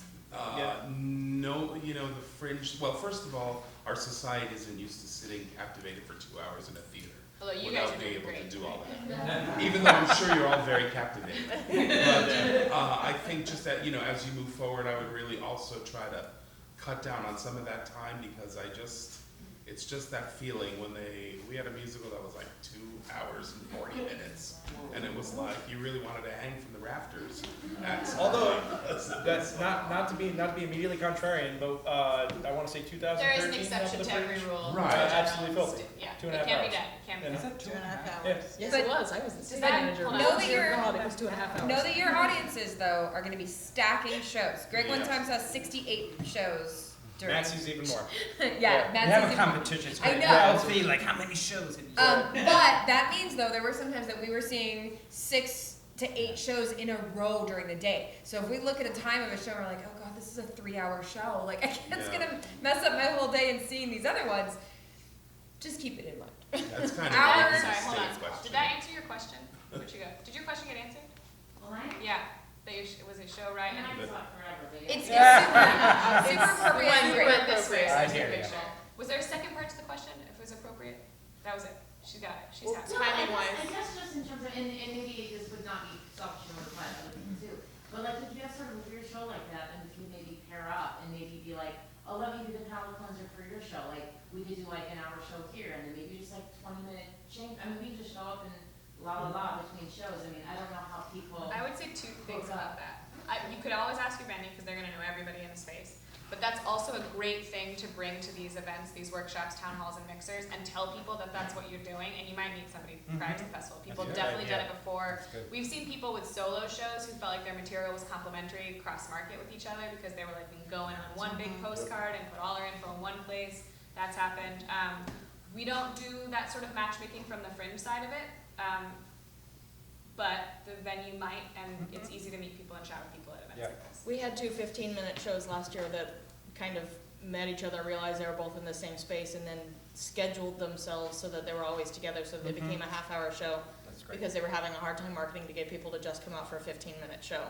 And so it worked out absolutely That's wonderfully great. for them. Show of hands. John, you're in front. Do you have to use certain theaters, and when are the you have to use certain theaters? No, I was nodding as I hear you. Sorry, go ahead, finish. What are the boundaries like for the? Yeah, so you can use, we have pre-registered, basically we have venues on our website that have already said like, we'll raise our hand, we'll be a Fringe venue. However, if there's a venue in the zone, which I'll explain in a second, that you want to work at that's not on our website and they want to work with you, you bring it right on. You can email support and we'll get you all set up that way. The boundaries for the Fringe are roughly on the north side, Franklin Avenue. No, you have Franklin to the north, Melrose to the south, Normandy to the east, and Gardner to the west. There you go. So the guitar center around there was the On Sunset? Sunset? Yeah. Yeah. Cool. Well, corner. is it past Gardner? And it might be past Gardner. No, it is Gardner. Oh, it's right on Gardner? It is Gardner. With a few exceptions. Yeah. Cool. Melrose. Yep. All right. We're still in the Fringe zone. We're south of Melrose, but we're still One block. Yeah. One block. That's why I said roughly, but Yeah. you're right. Okay. Gentlemen, yep. Right, yeah, my name's David. I'm doing In a Room with Bronson. I've actually already got my venue, which is with Monica. Nice. And my question is just about, with the age restrictions, we make our own age restrictions up if it's 18, 16, Yep. and how does that work? Is there any? 3 Clubs is a bar, so Yeah. it is 21 and up. That's ours. That's good, yes. Yeah. Good choice. 3 Clubs is a bar, so it is strictly 21 and up. Okay, No Yeah, one in the that's- show can yeah. be under 21. That's a big thing with us. So, It's a bar. Yeah, that's a good So point. that's Many beyond our- venues, you set your own age restriction, but in Yeah. a situation like that, yeah, there's no. that has been flexibility an there. issue before where people didn't realize that, and they're like, "Oh, well, my daughter was going to come." And we're like, "Well, too bad, she can't." Yeah. But obviously, it's just judged like them at 18, you know, it's Yeah. just the same, right? So- Well, hey, how's it work? Well, so if you're gonna put an age, like, guideline on your show, Yeah. there's a section of the Fringe website when you register your project that's gonna ask that, like, Okay. and you could say it's 16 and up, 18 and up. If that's something that needs to be enforced, that's on you, at your discretion. We don't do any of that, but we will print in the guide if you're like, my show has like nudity, flashing lights, and copious amounts of blood, you have to be 18, put that in the guide. Sign that waiver. But be honest about that too, like, it's good to be honest about that. I think otherwise it's a people will be good upset. idea to talk to maybe people that you know that are parents that have younger children, teenagers, whatever, just kind of maybe put it out there and say, would you be offended if you brought your 12-year-old to see a show and I said, you know, I dropped the F-bomb or showed my That's a R, great you know, suggestion. showed my R's? Right. Or did simulated sex on stage, which I allowed my 13-year-old daughter to go see. It just makes you an awesome mom. Yeah. I didn't know, it was Romeo and Juliet, you know, and I'm a traditionalist, so I didn't even think about it. So ask her. Because it depends on the kid. I will often say mature. She was fine with it. Yeah. We had an elementary school last year that did Titus Andronicus with a Yeah. lot of blood. That was, Oh, yeah. that was so So- great. Such a great Does that answer your question? Yeah. And that's not stuff to be scared of. Marketing your show with integrity will actually make you more popular and Yes. probably get you better audiences. Yes. Because the last thing you want, because your audiences will go and leave a review about your show. The last thing you want is somebody coming and reviewing your show saying, this wasn't what we expected at all. It was gross and offensive and blah, blah, blah, and I brought my 10-year-old, you know, as opposed to, holy shit, me and my 18-plus buddies here went and saw this and it was incredible, you know, so you're gonna get a lot more mileage if you're more honest about your shows. All right. Show hands. Back there? Yep. Sarah for the piano lesson, and potentially something else that I haven't fleshed out yet. So I was wondering, is there a place, maybe on the website, that for like clear deadlines of when we need to have things by? Yes. At It the is. bottom of every email you receive, there is a list of important dates. Yeah. As far as like registration dates too, you can go on the HollywoodFringe.org website and just say the registration process and it'll be in there too. Yeah. Yep, go ahead. Are there any metro stops within this Fringe area? Yes. Yeah, Highland, there's Hollywood, or? Hollywood and Highland, there's Hollywood and Highland. Western, there's Hollywood and Vine. Hollywood and Western is not a stop. Or it's a bus stop maybe, but not a Hollywood Western? Yeah, it is. I guess it is. Yeah, it's a- Oh, okay, sorry, go ahead. Okay, and then, those are the three that are actually within the borders. And there's also many bus lines that run through that are incredibly convenient. Is this The really- four- sorry. Is it a walking kind Not all of of thing? them. People walk from show to show to show to Yes. show? In certain areas. It just depends on what shows are on. Yeah. Or Uber. Uber, there's a lift code that's been set up, HFF17, so you can use that if you're a first-time lifter. And we're a little off the beaten path, but that means our parking is much better. Yeah. Us too. Same here. Yeah, Way much better. we're actually gonna post a lift code in our ad, the Fringe guide for people to use to come out and see us, because we're not walkable, but we're a very, very short drive, like we're about a mile and a half, I wanna say. Yeah, not even. And then there is the cluster of theaters in Hollywood called Hollywood Theater Row, and along that on Santa Monica, and offshoots even from that, the McCadden is an offshoot of that, and soon. Three clubs. Three clubs, yes, but they're all walking distance from one another, so you do get a lot of that. And when you are walking, make sure you're walking with someone, because it's Hollywood. There have been incidents. It's, yeah. It's Hollywood. It's city. In It's the city. All right, I gotta move on because I saw a lot of hands. In the guide, there's a map that has all the venues listed on it, so it's a great resource to see kind of where everything is. Absolutely. Cool. Show me. I have a quick two-part question. I'm representing someone from San Francisco.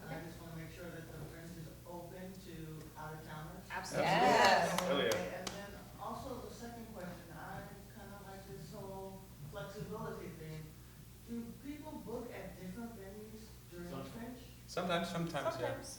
Okay, so you're gonna get 2 shows here, a show here, a show there? The only issue I see with it is the insurance. And the tech.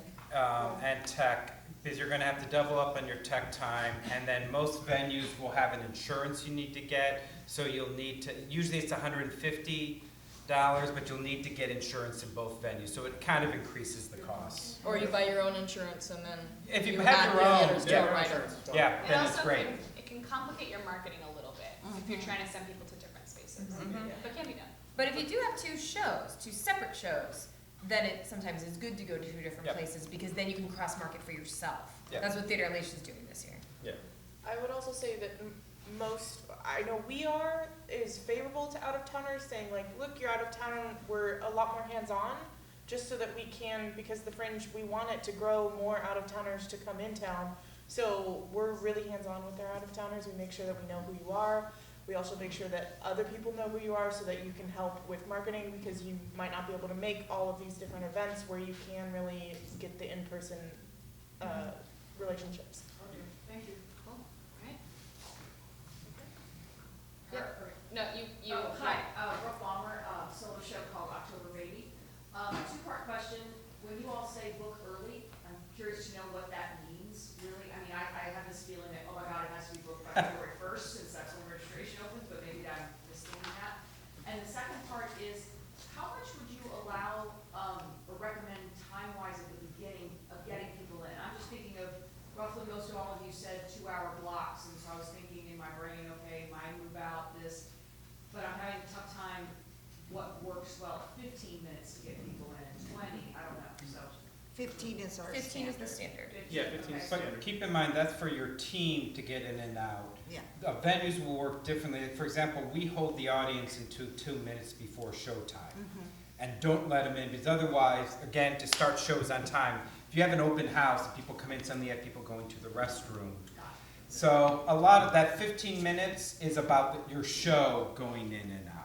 The audience usually, and I think everybody's different, but that timing tends to be shorter. Yeah, that's pretty. And it depends in our venue who's back against you.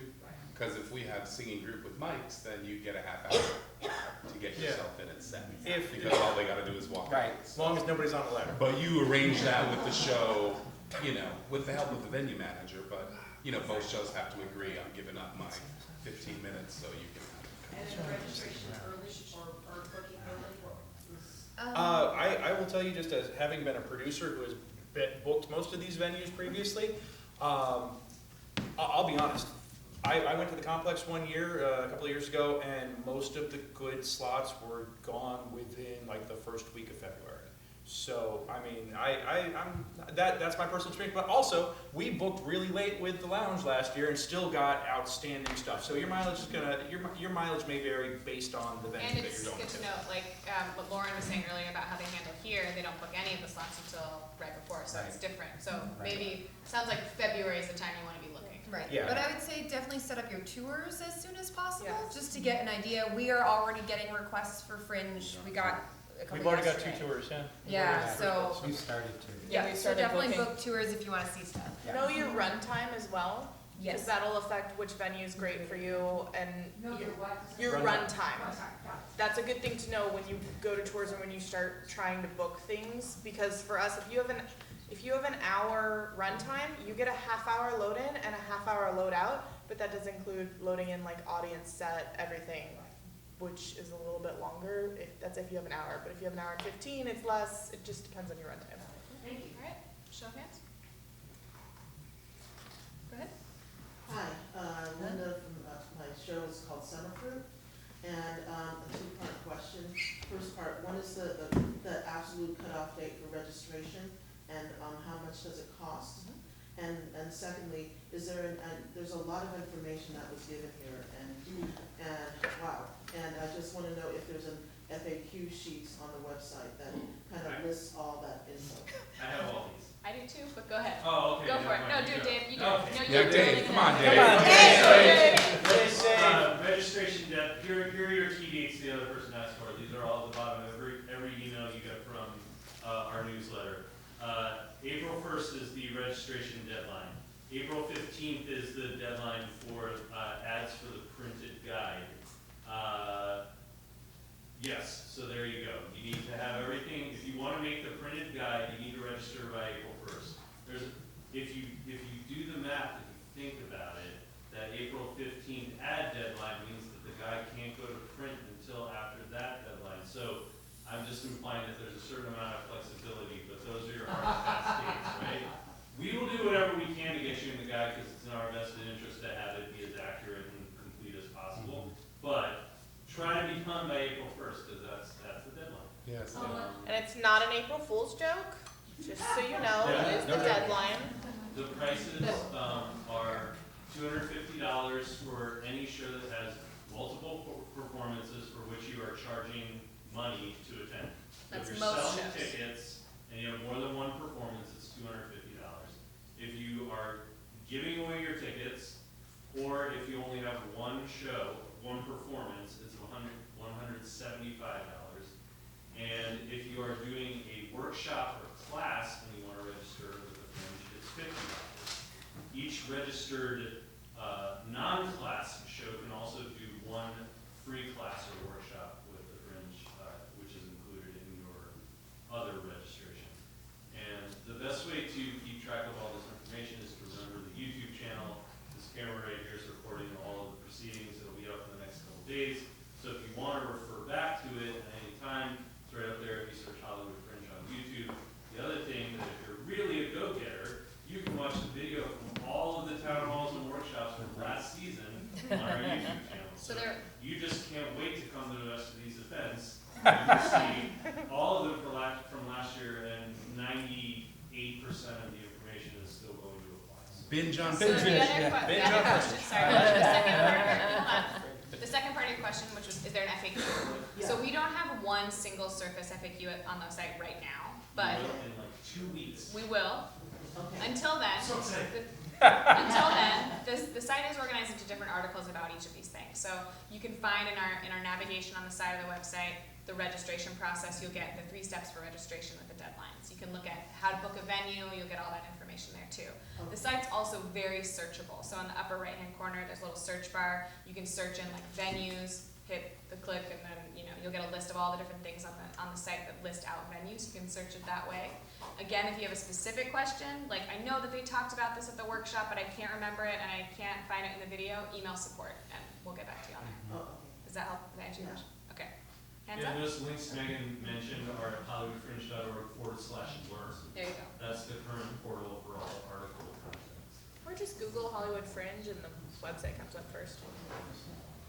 All right. Very back.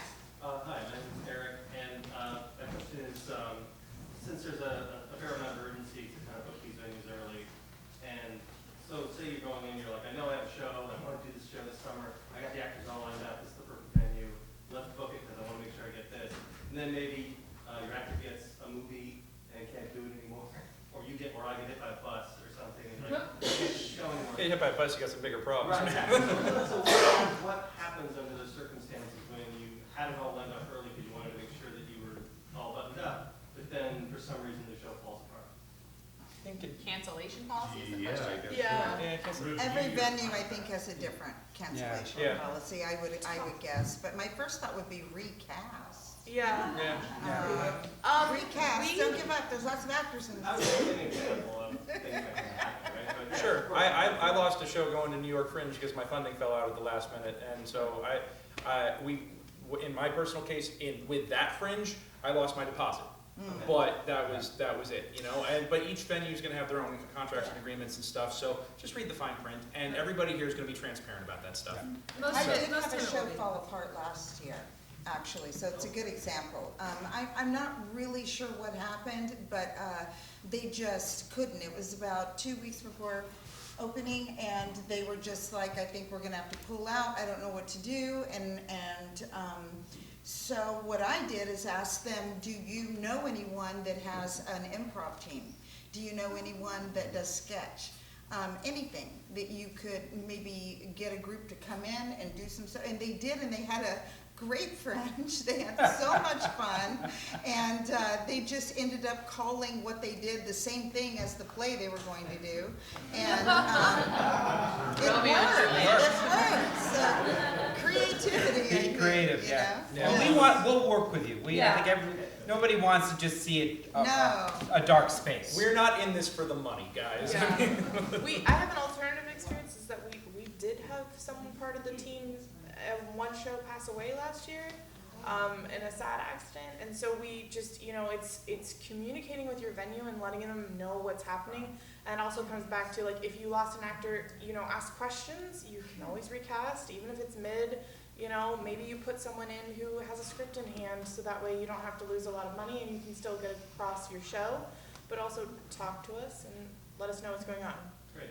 If it's an actor situation, if you're with us, if you're not with us, we have a whole theater company up in North Hollywood, a whole bunch of members that all experienced all Fringers. want to act. So if there is anything like that, talk to any of us. We all have resources.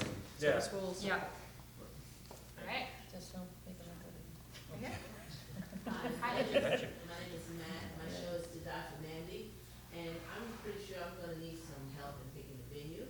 And I'll be glad to help you. Monica can help you for all of us. Actually, Just so go to Monica, Monica. Monica's, she helps organize, like, she's our liaison between Fringe and Venues, so she because can I have help. like 3 fight scenes. And Anyone here can help you. But Yeah. Oh, yeah. So it's a big show. But I also want to ask, with all of these shows, what will you offer as far as how many times can we rehearse on the actual stage? Depends. It's different for everybody. Yeah. You're gonna have, I'll say, for our venue, it's whatever we have available and whatever you're willing to pay for, to be honest. I mean, you get 2 hours free of tech, or regular rehearsal time, but that's only 2 hours, and then past that, it's a discounted rehearsal rate for Fringers, but it is, you're just gonna have to pay for the space. So it's whatever's in your budget. Most of us get free Same. tech time. Yeah. But keep in mind, again, to the rule of, like, if there's 18 shows Yeah, there. that's what I was asking. So I would also say, tell the venue when you're booking, as soon as you can, I'm gonna need a lot of rehearsal space. And then re-bring it up as you get closer. And be flexible with your times, because, weeknights and weekends are very popular. Weekdays, Yeah. Open. there might be more Do it. availability. We have availability during the weekdays. Yeah. Yeah. Same here. Yeah. There's a lot of venues have classes during the week, and before Fringe, they have performances on the weekends. So really, for Fringers, if you want to, do a lot of rehearsals, daytime. But yet again, tour things and ask about that early, because like if you were to ask us that right now, we'd say, in May we're decently open in the evenings after Tuesdays or something. So maybe that would be a situation that you could use. We're not, but most other weeknights Oh, we are. I'll listen to him, Nami, for this. But something like that, again, it's all about asking when you take a tour. Yeah. Yeah.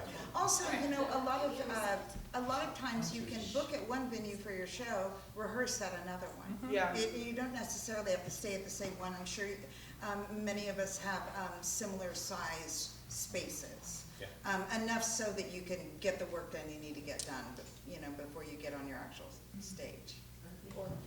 Show hands. Just a couple more. Got about 15 minutes, so I'm gonna remember you three, and I'll go left to right. So go ahead. Here's. Very quick question. When you talk about concessions, is that concessions the theater provides, or is that concessions we bring in that you help us sell? Can I get a show of hands if you do concessions at your venue? Okay. Do you let people bring in their own concessions? So it's a mix. You don't have to ask. Also, keep in mind, it's 15 minutes. like Matt was saying, he opens the doors 2 minutes At before. some spaces. So at some spaces, Yeah. Always At the ask. lounge, there's a lot of room to hang out for sure. Yeah, So it it depends just on the venue. And You also, have a larger lobby. We also keep allow in mind concessions the in the theater, alcohol so. Yeah. thing, because a lot of times, like in the city of Los Angeles, beer is considered a liquor. So if the theater doesn't have a liquor license and you're standing around drinking a beer with your buddies after your 15 minutes, and the cops come by, we can get a citation for that. That is not So- going to become a favorite at your venue. That's a quick way to So, always ask, like at our venue, we sometimes allow a little wine toast or something like that, but Don't show up with like cases of beer like some people did last year. They're gonna just drink it during the whole show. Yeah. In the back. You know, be professional as actors and producers and all that, because that's a big thing. You know, I know it's fun, and I know people want to have fun, but you don't need a 32-pack to do, you know, the last Christmas dinner. So, Fringe, pause you guys there. It actually is a great point to mention this because I think people do sort of lose sight of this sometimes during the Fringe because it is such a wonderful, magical, open time where people are having lots of fun and out and about in the street and doing all these things. All general laws that apply in the city of Los Angeles also apply at the Fringe. I know, it is funny, but it is something to like, it's good to like take a moment and check, and also if you have ensemble or cast, check in with them and make sure that they're not behaving in a way they would not normally behave in another business or on another street anywhere else in the city. It's a good tip. And then heard you say this, but does anyone else allow concessions inside their theater? And some people will absolutely not. So again, just something to ask. It depends on We the also space. allow it out in the parking lot. It's a private lot. So There you go. we have a lot of parking. Jay in the parking lot here. All right, and then I had two more. You? Yep, go ahead. Brendan Weinhold, Great Burley Productions. I've seen shows on the sidewalk and at Fringes and enjoyed those shows. How does one go about, what is the registration process if you're trying to book the sidewalk? Email support. What did you say? What was it, Amblin-Mobile? If you want to perform like out in the street or on the sidewalk, email. Yeah. To elaborate, it's doable. It's just there's no blanket way to say it. So I will talk to you about what the specifics are or what you're trying to do and suggest what I can to figure out. Because we again have a vested interest in people being able to find or show that they bought tickets to. So we've done a lot of different variants on the sidewalk show. So. And didn't the city allow, I mean, I remember a couple of years ago when I just thought, well, they did it that year, surely it's okay this year, that we could use the sidewalk for, so I put people out there. Yeah, technically, the half of the sidewalk. The half nearest our building. The sidewalk that's nearest your building is usable by you. Yeah. So when you see people do cafe seating out in front of a restaurant, they're working on that. But you have to leave half of the sidewalk for the city. The half that's closest to whatever the road is. And on Santa Monica Boulevard, that other half is actually the federal government's. So it's actually different. It's Route 66, state government. Is it fully state? It's not, it's just California. All these So rules. it's co-located email support. Yeah, email support. Email support. All right, we have one more question here. Yeah, hi everyone. I'm Victoria. I'm an actress, singer, and my name in Hollywood is Queen Victoria of Shiva, and I'm doing a Wonder Woman musical show based on true life story. And I want to thank you all for being here. I love you all. It's so nice. Thank you so much, Fringe. Really, it's really nice. Very informative. I'm one of the actors. Our dream is to perform and be successful. Now I have 3 questions. Can we use it? Is there a screen on any of the stages that you have? Because I would like to show video in between the performance. All of our spaces. All of ours. So many will. But Our entire back wall is a screen. Yeah, three-sided screen. Okay. We have one of those old ones that you push up. And what's the average cost of the theater? And you help us in marketing it to casting directors and people in the industry, because that's one of the major marketing we all need to do. So we Like won't. other than email, sorry. So we won't talk about rates on stage tonight, but if you have a specific question for Ben, you can ask after. We're just not talking about them on stage. Okay. And then the question about industry marketing. Does anyone have an answer for that? Do you guys? Yeah, I do have an industry answer for that. We're also the Actors Company, so we have a lot of support for actors here. So we run casting workshops and agent and manager showcases throughout the year. We have a lot of connection with them, and we let them all know Fringe is happening. Whether they come, whether they love you, that's on you. And scheduling and stuff like that.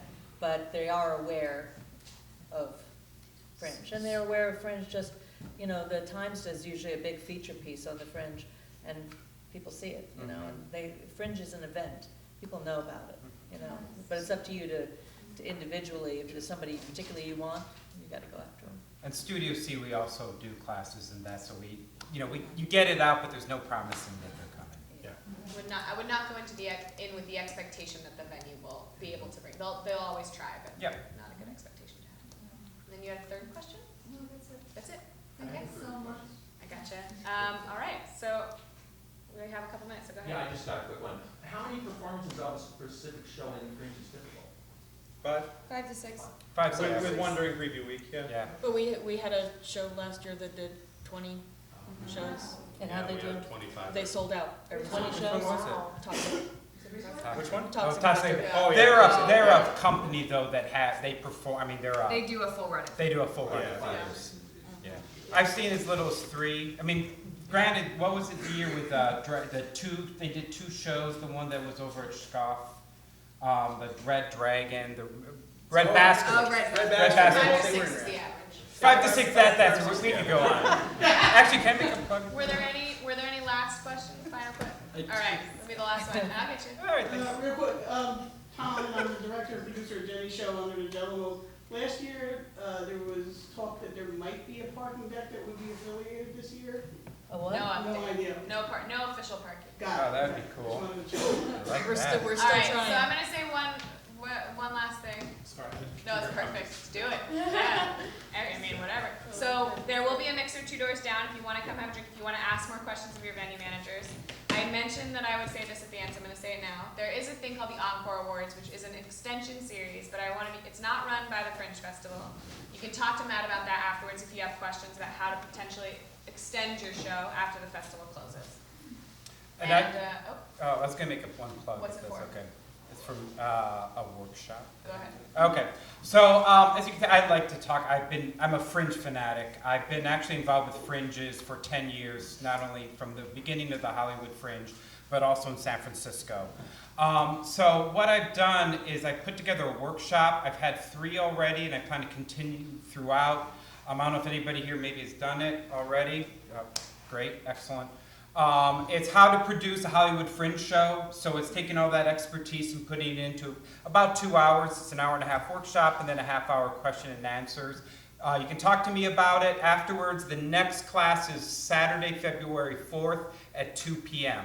So if you're interested in that, check it out. It's free, and I'd love to see you. Cool. So that's outside of the Fringe, but Matt's got a lot of Fringe experience. If you want to come to the stuff that we're hosting, you should come to all of it. Go to all of it. And my class you'll will get tell it. you you've got to go to all these events. So we're going to do one last big round of applause for our panelists and for our